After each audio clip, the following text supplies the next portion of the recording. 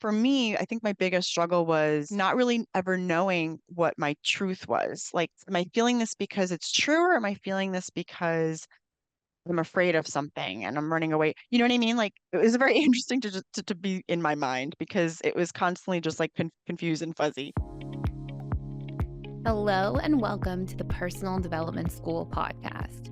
I am so excited you're here. I am your co host, Thais Gibson, along with our new special host, Mike DiZio.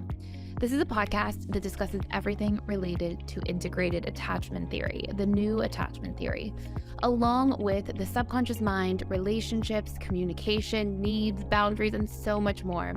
Throughout this podcast, you'll see a series of episodes I upload with new information, educational tips all about how to thrive in relationships and really master your emotional state in your life, along with special guests hosted by Mike DiZio to discuss all of these amazing topics in some longer form content. Thank you so much for being here, and I really hope you enjoy this episode.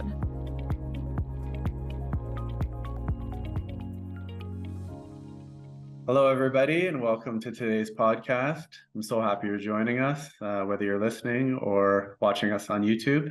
Thank you so much for being here, and it's my honor to host this episode for you. So today we have someone on who I'd like to tell you a little bit about before I introduce her. So she's an integrated attachment theory coach and has been a student at the Personal Development School for over 3 years. And her background is a diverse background. She has degrees in business and occupational therapy, is also a certified yoga instructor. She's been teaching in the Vinyasa style of yoga for the past 10 years and loves to incorporate breath work and somatic processing in both her coaching and yoga practices. She's always been interested in psychology and understanding the whys behind people's behaviors and is excited to share this understanding with others. Her goal is to help clients recognize and address the roots of repetitive, unhealthy patterns of behavior so they can put an end to them once and for all and finally find freedom and happiness in their lives. Everyone, this is Annette Delabarbara. Annette, thanks for joining us. How are you doing today? I'm doing great. Thanks so much, Mike, for the nice intro. I appreciate it. And I'm happy to be here today. Awesome. Great to have you. Okay, so we'll start, with people who don't know your background. Do you want to just give us a brief little synopsis of your background and sort of what's led you up until now? Sure. So I'm originally from the East Coast of the US in New York. And so I got my undergraduate degree there in business, concentrating in marketing because I was, like you said, I was always kind of interested in psychology. And so marketing was uh, it was a way to appease the pressures of family saying I should go into business, but keeping that like psych piece of it for me. And then I ended up moving out to Minnesota, which is where I'm at right now. And I came out here for my grad degree. Got my master's in occupational therapy. Um, and it's funny because now that I'm doing the coaching, there's a lot of overlap there. It's kind of working with clients to achieve their goals in different ways. So I'm definitely like incorporating the coaching into that piece as well. And then, like you said, I got my yoga teaching certification in 2013. And so I've been teaching yoga and kind of incorporating that into um, my my practice as well. So That's excellent. Thanks for sharing. mm. So I just want to know about your sort of journey. We're interested in hearing about your personal development journey and what you've been through. For yourself personally, was there like a catalyst, a rock bottom, an aha moment, or a situation that sort of like propelled you into diving into your own personal development journey?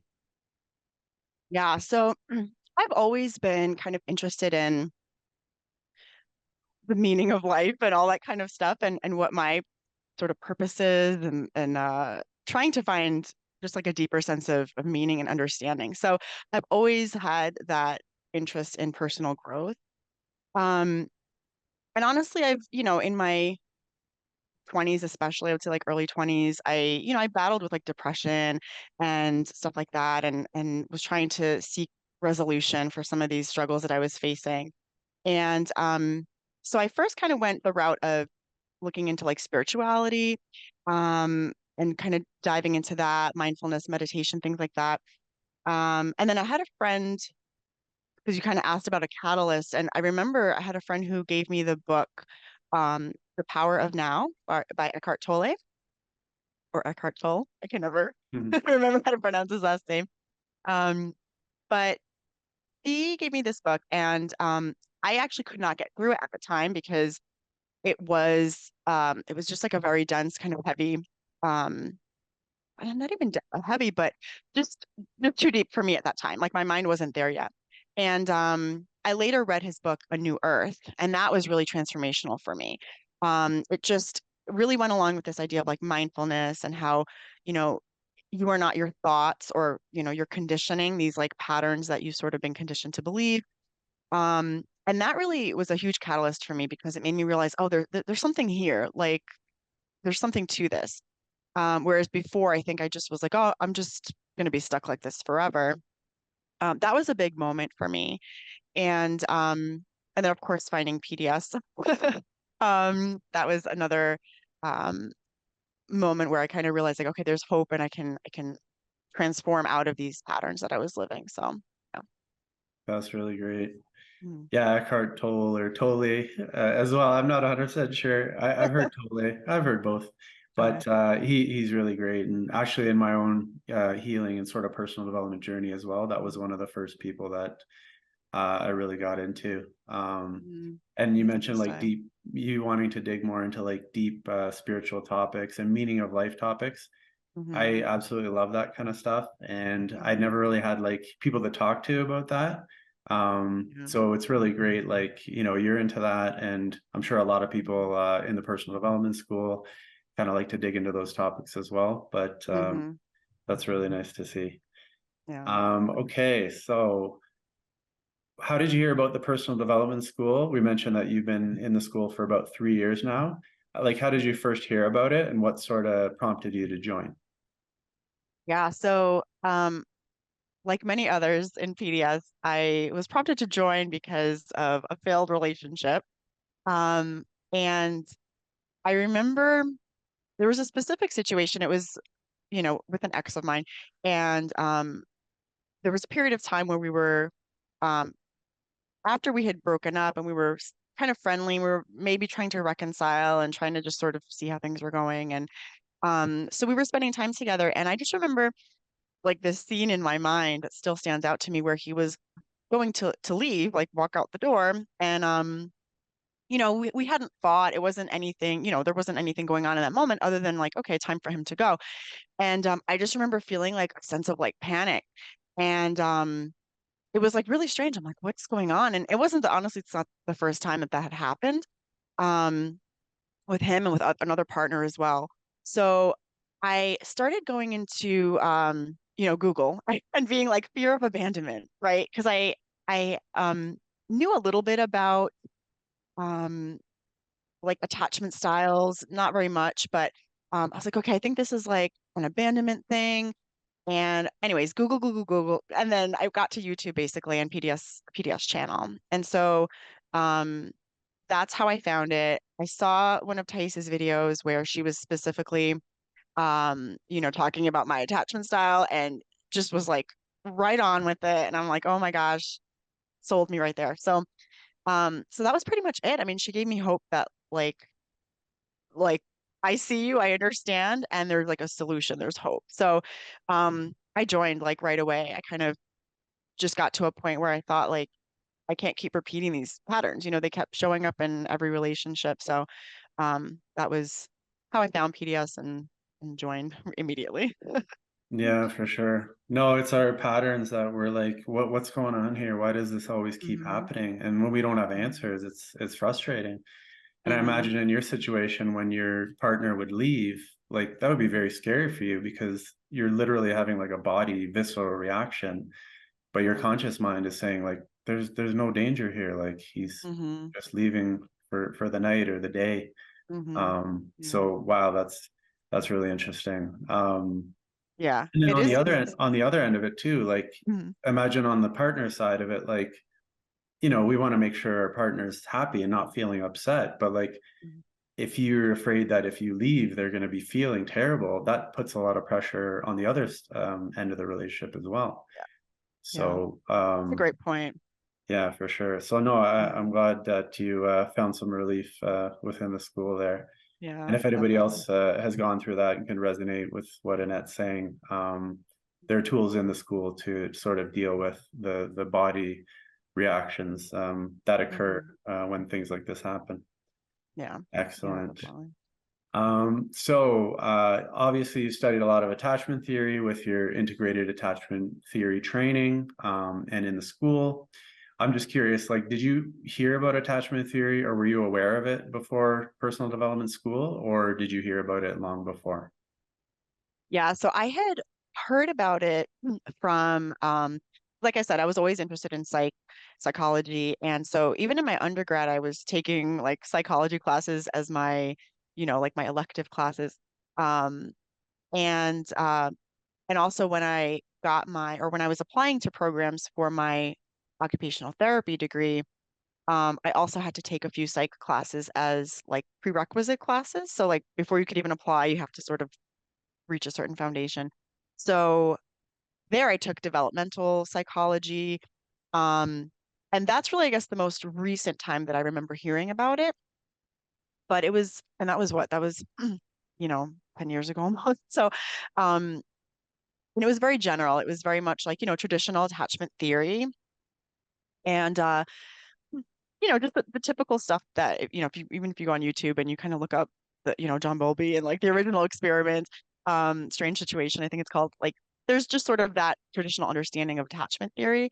Um, and I knew very generally, about the attachment styles, but I think the thing about PDS that's so awesome and really stands out for me anyway is like um, the way that in integrated attachment theory, you layer on traditional attachment theory and then all these other patterns, like the core wounds that tend to show up for each of them, their relationship to like different, their emotional patterns, their relationship to boundaries, and all these other like interesting things that like when you look closer, it's like, wow, there's actually these pretty clear themes across attachment styles.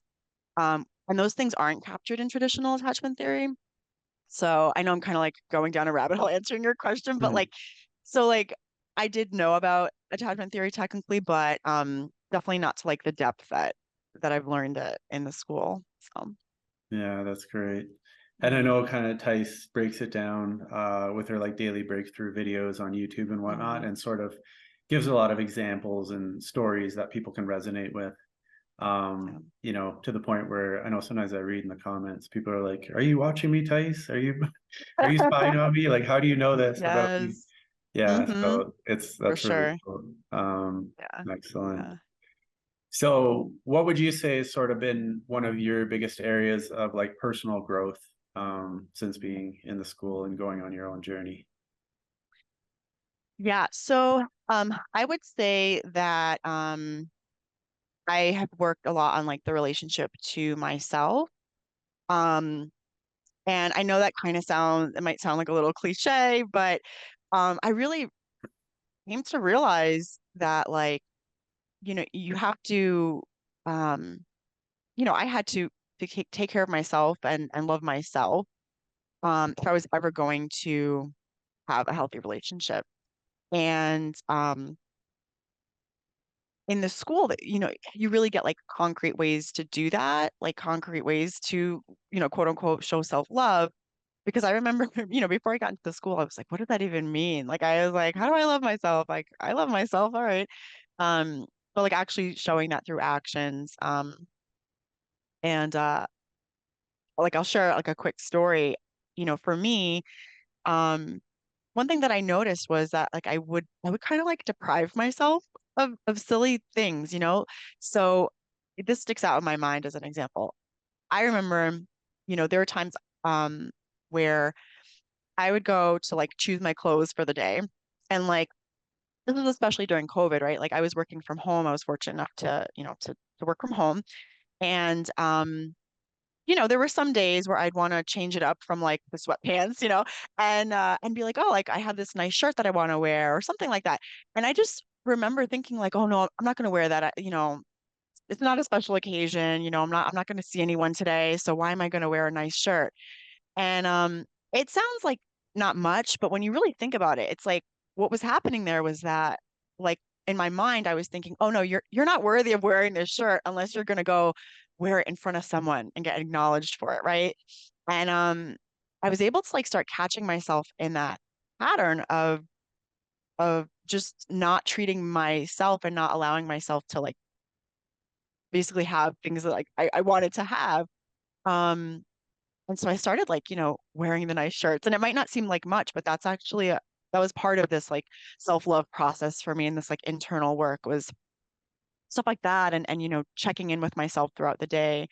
Um, and yeah, things like that. Just giving myself the love that like I was hoping other people would give to me, um, was really big, um, for me personally. So yeah. No, for sure. That rings so Hmm. true. And, you know, with self-love, people can be like, okay, what do I do there? Like, look myself in the mirror and say, I love Hmm. you, I love you, I love you. Like, you can do that, but you said it right there. It's the actions sort of behind it. Hmm. Just as, you know, you would want to show somebody in your life that you love, how would you show them? You would show them by doing things. You would show them by Hmm. like showing up daily. Because anybody can kind of say things like, you know, I love you, but if there's Hmm. nothing sort of showing that, so literally we have to do that to ourselves. And I love the analogy you gave of how you showed yourself self-love and Hmm. you know, choosing a shirt or an outfit that made you feel good, and Yeah. just for that reason alone. So Hmm. definitely the action piece has to be behind it with self-love, and it sounds Yeah. like you've got that down pat. Yeah. Um, Yeah. I'm trying. Yeah. I like the thing that I always keep in my mind is like, we tend to save things for like special occasions and we just have to remember that like we are the special occasion. yes, And we can treat ourselves that way. for So sure. yeah. Hmm. That's why I don't love Valentine's Day. I'm like, you know, we should be celebrating our partner all the time, not just waiting for this Yeah. one day. Uh, That's so true. so, yeah, yeah, it's funny. Then your partner gets mad saying, "Why don't you get me anything on Valentine's Day?" Or mad when I give them something the next day and it has like the 50% off sticker on Yeah. it. Got it. Okay, so thank you for sharing. So I want to ask now, sort of, now that you've done a lot of work on healing your attachment style, how have your relationships changed specifically? So you touched on the sort of relationship to self, but Hmm. relationships outside of you, whether it be friendships, family, romantic relationships, have you seen a change in that area? Hmm. Yeah, definitely. So, and so I was originally an FA as well. I don't think I mentioned that. So I was originally fearful avoidant, and so I'm very like volatile. I coined the term that I was a flaming fearful avoidant, and just because I just was very volatile, angry. I didn't know how to deal with conflict, and I didn't really honestly know how to deal with like my emotional experience because I um would feel a lot and then just like not know what to do with it. So my relationships with others have definitely improved because I've learned the skills to actually, first of all, figure out, okay, what am I feeling and why, and like where is it coming from, which I like really had a lot of trouble with in the past. And then like going and communicating it in like a healthy way rather than like in an angry outburst because I was like holding it in for 2 months. Um, so that's been huge. Like just being able to like communicate. The biggest example of this in my mind is my relationship with my mom. Um, we're very close, but we've always kind of had like this up and down relationship. Um, and I think it's a lot of that was like my volatility, her own stuff from her life experiences, which now I can sort of look at and understand a little bit better rather than being so reactive to.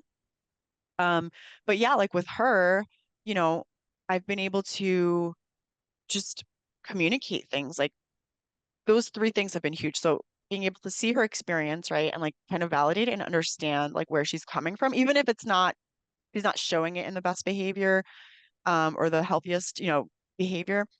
Just being able to see where she's coming from, then being able to check in with like myself, what's going on for me, what are my stories, what am I needing? And then third, going to like actually communicate it. I mean, those things have been huge with her. And then, um, I'm really all my relationships, but that's really the one where I've seen the most change. Um, and what's cool is also seeing her respond to that a little bit. Like it's very new. I think it's a very new just way of being and communicating. Like this emotional literacy, I don't think is really taught to people all the time. And so I think, I do think it's a little bit new to her. And so seeing her kind of pick up on things like I have to lead the way, but I can tell that she's like starting to put little bits of effort in and like understanding and like, communicating and stuff like that. So it's been a really rewarding process. Um, you know, for my own growth, but then seeing her kind of come along with it as well. So yeah, That's it's a so huge impact. that's amazing. Like you showed up for yourself, you learned tools and tips to improve your own life, but now you're affecting your mom as well. Hmm. Hmm. And if you can imagine, from our parents' generation, the amount of availability of like learning how to set boundaries, learning how to communicate, Yeah. like there just wasn't that Yeah. information out there. Like there was no internet. Hmm. But Hmm. even I remember a time like not too long ago where like the personal development section of like a bookstore was a very small section. Like you'd be lucky to get Hmm. like, 2 rows on a shelf. Now personal Hmm. development section is like rows and rows. Hmm. So we're really fortunate now to have all this information. And it's so cool to be showing our parents some Yeah. things that can really help them. So I'm Yeah. super happy to hear that. And that's Yeah. a great Thank share. you. Yeah. Yeah, you You did. make an You interesting. shared. Please go ahead, Annette. Oh, I was just gonna say you make such an interesting point, and this is definitely like a rabbit hole for another podcast episode, but like the idea of how internet like has kind of made emotional literacy like more available to people too, I Yeah, think is like such a great point that I really never thought of before. But yeah, like the idea that I could Google and find PDS and Thais is kind of amazing. So we're yeah, definitely grateful for that. Yeah. for sure, for sure. Then maybe there's an abundance, like too much choice. You're like, where do I Yeah, start? for sure. But no, it's definitely, I think, a very positive thing, and it's cool. It's at our fingertips. Hmm. Just to backtrack, you shared you were fearful avoidant when you came into the school. Hmm. What would you say is just overall the hardest thing that was being Hmm. fearful avoidant? What was like some daily things that were like really hard to deal with? Hmm. Yeah, fearful avoidant attachment style is interesting because you definitely have like the worst of both worlds in a way. So I think for me, um, it was a lot of like confusion because and for anyone who's listening and maybe isn't super familiar with fearful avoidant, you're basically kind of swaying between like this anxious side, the anxious, preoccupied end of the gamut, and then like the dismissive avoidant end, which is the more avoidant side. So you have elements of both, and you often you end up like kind of swinging between the two. And so for me, I think my biggest struggle was the like nearly constant confusion that existed for me. Um, like not really ever knowing what my truth was. Like, what am I feeling? And am I feeling this because it's true, or am I feeling this because I'm afraid of something and I'm running away? You know what I mean? Like, it was a very interesting, um, it was very interesting to just to be in my mind because it was constantly just like confused and fuzzy. Um, so that was, I think, I would say the biggest thing. And then, other than that, I mean, kind of goes along with that, but feeling just not really feeling super fulfilled because again, I never really knew, I guess, yeah, it does go hand in hand. But I never knew what my truth was, so I couldn't even make decisions on like career or relationships, obviously, things like that. And so that ended up just giving me a very general sense of like blah is the best way I can put it. Like I Sure. felt like I had a cloud over my heart in a way.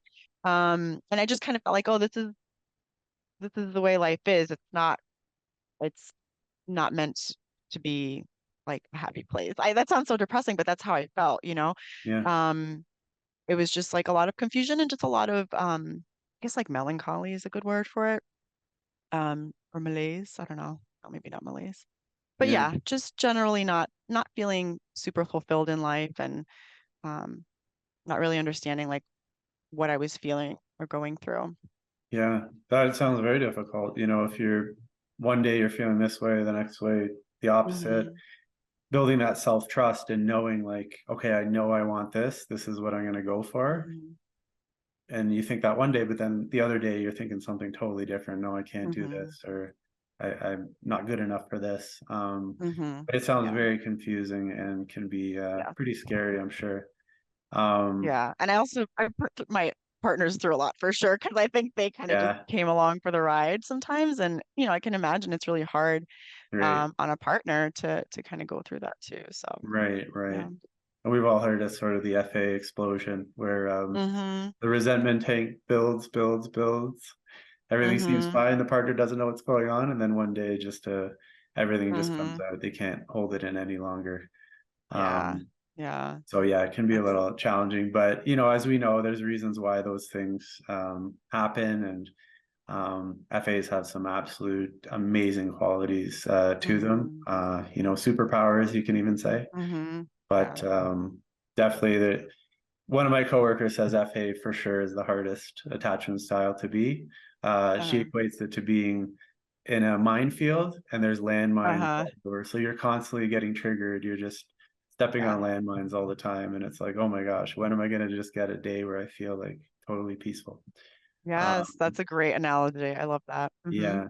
But we'll touch on later how there is peace on the other side. Yes, for sure. I'll ask you about that later. Okay, amazing.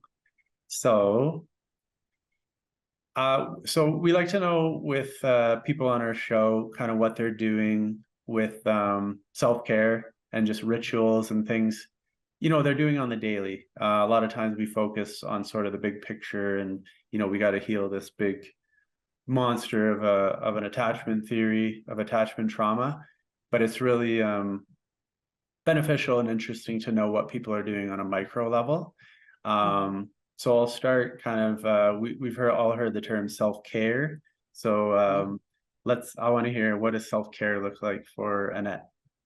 Yeah.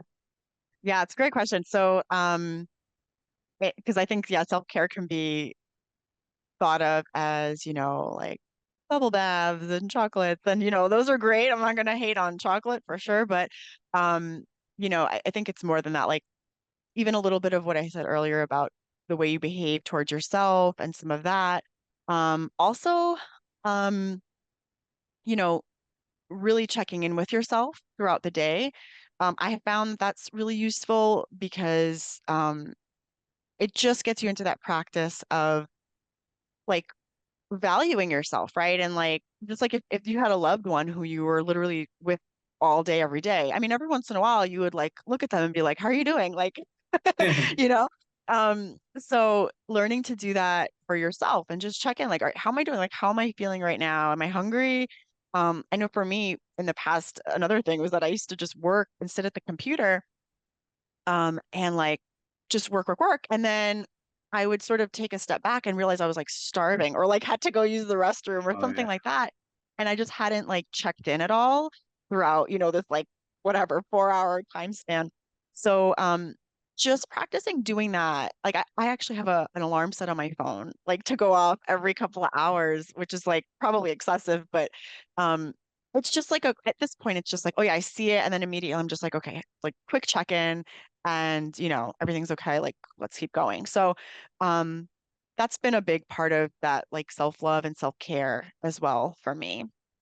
um yeah, and just letting allowing yourself the things that you love in life, whether it's wearing a nice shirt or taking a break, to go for a walk or something like that. Just like treating yourself like you would an actual loved one around you. So I love that. And like the checking in, like how that's so mhm. important. And I know that's something we are always teaching at the school. And like, I was just thinking of an analogy. Like, imagine you were at a restaurant and the server just drops off your food and then that's it. And then you never see them Mhm. again. And you're like, well, I don't have a fork. Like, actually, the order is Uh-huh. wrong. Like, there's just all these things that are not right, and then you just end up having to Mm-hmm. be like, okay, I'm just gonna leave.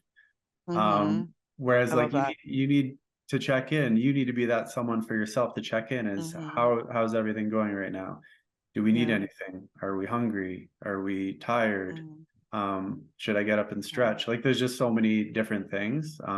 Yeah. But yeah, if we're not checking in, like we're just completely externally focused.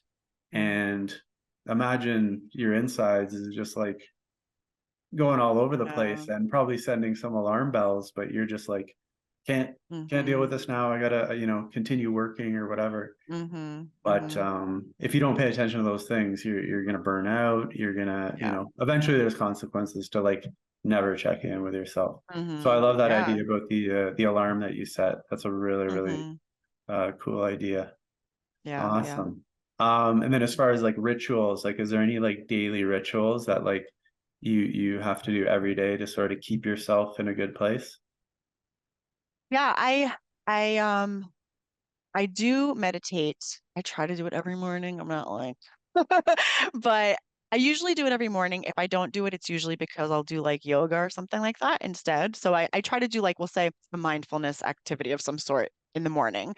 Um, and then in the evening, I before bed, I do like a breathing exercise. And I also write out, well, I have an app, so I type out, I guess.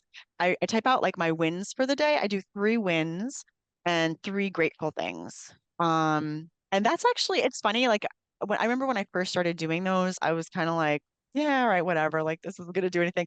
But I actually have noticed, when I do that, and since I've been doing that, I'll notice like during the day. So, obviously before I'm going to sleep, I'll write out the list, but then like the next day or like during the day, during other days during the week, I will notice throughout the day when I make a win or I'm grateful about something. So I hope that makes sense. Like I do it at night as a practice, but then I think doing it over time has taught me to notice those things at other times of the day. So yeah. That sounds like a great practice and so Hmm. valuable. Like if you're not sort of acknowledging and seeing those wins and really like, giving yourself credit for like Yeah. doing these things, they can easily be forgotten. And then you just sort of get Hmm. lost in the weeds of like your day of work being stressful or whatnot. So, it's like the little kid getting a star for like a good performance. Like that feels Hmm. good. And like you deserve to celebrate moments of growth. And we Yeah. need to sort of, just keep on accumulating those. Hmm. Yeah. Sort of too easy to focus on what didn't go right in the day, but we have to definitely give some weight to things that we achieved. And that practice you have there sounds like a really good way to do that. Yeah. Thank you. Okay, so lastly, about sort of okay, what I want to mention is a lot of people, personal development work can be heavy and like, serious and, gotta do our healing. I just kind of want to know, like, what do you do for fun? What do you do just to let your hair down and just completely enjoy yourself and, keep you in the moment? Yeah. So I love traveling. I actually so when COVID hit, well, I've always loved traveling, but then when COVID hit specifically, we couldn't travel. And so I got into doing road trips across like the US. So um I have a bucket list item, really my only bucket list item that I want to hit all the national parks in the US. And I think there's about 63 of them. Well, So, and I think I've done about like 23, I want to say. So I'm like third of the way there, although there's a whole bunch that are like in Alaska and very remote. So we'll see if I ever get to those. But yeah, I just love traveling. If you're familiar with, for listeners who are familiar with PDS and like knowing your needs and all that stuff, I really find that I have a high need for like exploration and nature. And so going on these trips like really fills those buckets for me. Um, I also have a high need for like security and stuff and certainty. So I tend to like plan them out really well. Then it gives me like that freedom when I go on that trip to really like enjoy it and be in the moment. So that's my number one. And I do a lot of yoga. I like baking. That also kind of meets my need for for creative expression. Like I used to do cake decorating and stuff like that, so that was kind of cool. Um, yeah, so those are like my big ones for sure. Those are great. I love asking people about that. You can see them sort of light up when Hmm. they're talking about their favorite activities that Hmm. make them feel good. So that's really interesting. Okay, so just a couple questions. I was curious about personal development school in the last 3 years. As Hmm. we know, there's a lot of tools, exercises, certain things that we've learned in the personal development school.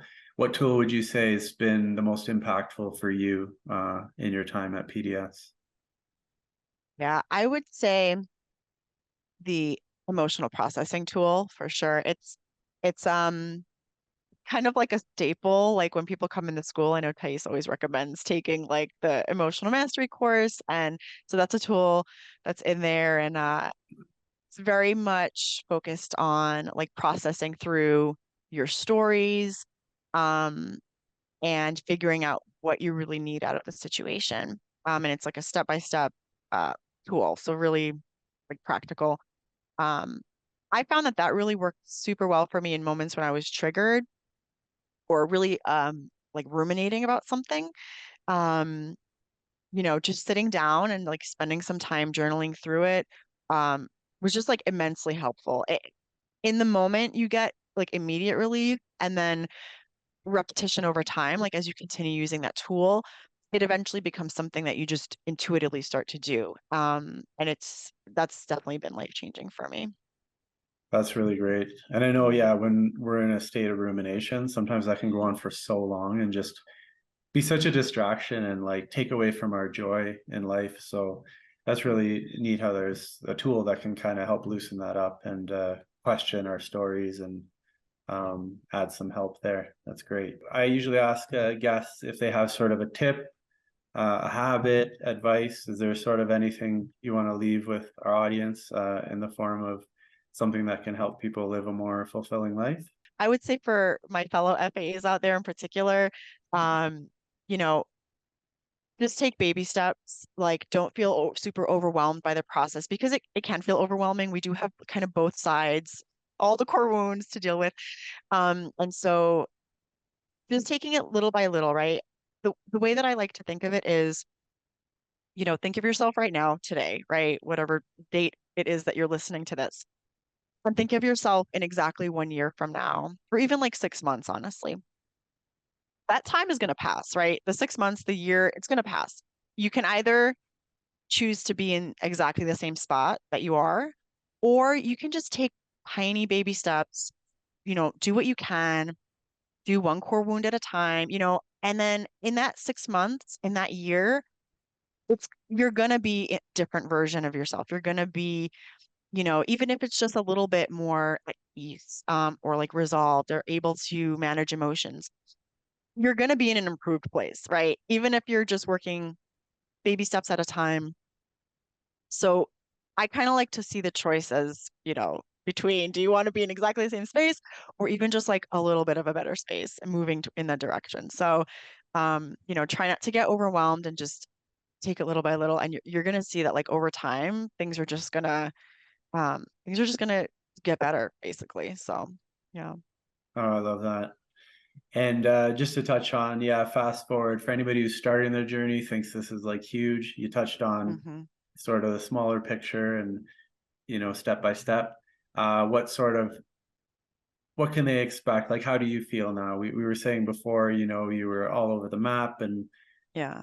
feeling depressed or maybe just all these different things.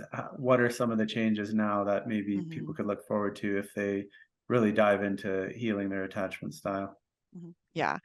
So I would say the the biggest differences, the biggest difference is really just a feeling of like stability is the best. And it's so funny because if I feel like if anyone out there is like hardcore fearful avoidant like I was, they're not going to believe me probably, but I promise you guys, it's possible, right? Like I never used to think that there could be real stability and like genuine, just like contentment in life. But that's where I'm at. It's just things are kind of peaceful. Um, I still feel like, happy and joyous emotions, And I still feel, hurt sometimes when people do stuff, but it's just not this like total roller coaster of emotion. Like if I get upset about something, I'm able to like work through it, um, and not have like a huge emotional outburst. So it's just really been a lot more stability. Um, and yeah, I guess contentment really is like the best word for it. Um, I love that. yeah. I know with Mhm. fearful avoidance, growing up in a bit of a chaotic environment, Mhm. there might have been chaos in the household. So then in our adult life, chaos is sort of the subconscious comfort zone. So chaos is the norm and almost feels like when there's no chaos, it's almost like what's going on here? When's something bad gonna happen? Like, you know what I mean? Mhm. So it's almost Yeah. like you freak out when things are too calm. But it sounds like Yeah. you've gotten to an area now where you can have these periods of calmness and be like, okay, this is what Yeah. life should be like. We don't need these Yeah. extreme roller coaster up and downs. Yeah, That's for sure. excellent. And So, yeah, and it's funny you say that because that's actually something I had to work on too, was that when um I got to a point where like, okay, I was working through core wounds, I was working through all this stuff and things were feeling more stable, more peaceful. I actually, and this is common for fearful avoidance, you get to a point where you're like feeling these things, but because like you said, it's not really part of your subconscious comfort zone yet because you're so used to chaos, you actually have to do some work around like why is it safe to be like stable? Because it's such an interesting thing. Like you start feeling it, but then it almost like there's like a little discomfort that follows it because it's like not quite familiar. And so I had to do work around that too, like being like, okay, this is actually safe. This is why this is a good thing. And because your brain just wants to go back to like, "Oh, let's go back yeah, to the chaos." So yeah, it's a great point as well. for sure, definitely. Okay, so we're getting towards the end of our podcast. This has been really amazing, Annette. Thanks for being Mhm. here. Mhm. So I just wanted to let our audience know like what services you're offering these days. We touched on the So coaching, but please you can go a little more into that. yeah, for sure. So, so I do coaching. I'm also teaching yoga as well. I teach one class a week right now online. Um, and that's a donation-based class. So, I just keep that open to everyone. If you don't have the means to donate, that's completely fine. If you're interested, just come on in. Mm. And yeah, and then I do one-on-one coaching. Right now I'm working through PDS, through the Personal Development School. So I'm available, for one-on-one sessions um, through the site. Yeah. Perfect. That's great. Mhm. And lastly, if someone wanted to contact you or maybe wanted to work with you, what is the best way to get in touch with you?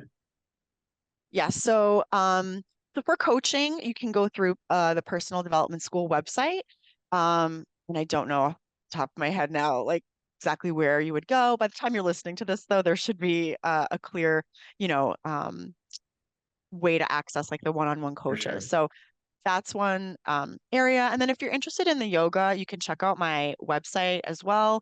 It's a little bit of a mouthful, so I guess we'll probably put it in the show notes, hopefully. But For it's sure. basically my first initial and my last name, A Delabarbara wix.com/yoga coach. And I think I'm gonna eventually shorten that up and get another site for it. But for right now, that's where I'm just putting like my yoga and some of my coaching information as well. But That's yeah. awesome. Thank you so much.